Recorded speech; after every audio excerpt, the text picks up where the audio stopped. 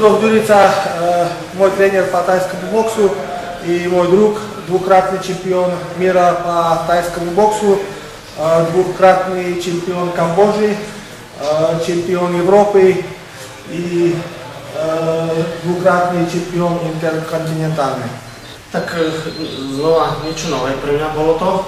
Для меня это было что-то новое.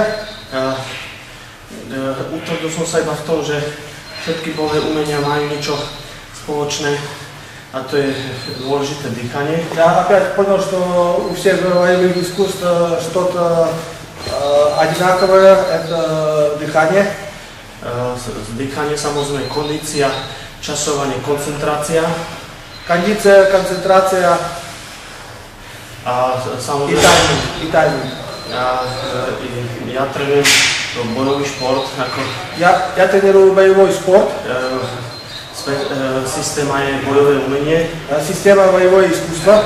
Špeciálne techniky iba na ulicu, ako čo najskôr спецификовать супера. Специальные техники для улицы, как в самом коротком времени спецификовать человека.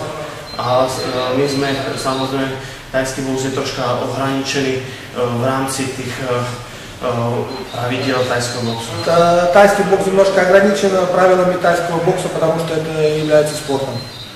Это asi taký rozdiel veľký. Это можно сказать, что разница между системой и тайским боксом. Ale celkové z toho niečo nové pre mňa, veľmi dobrý pocit a samozrejme je to všetko o tom tréningu. Что у него с тренировки были очень хорошие ощущения и, конечно, все зависит от тренировки.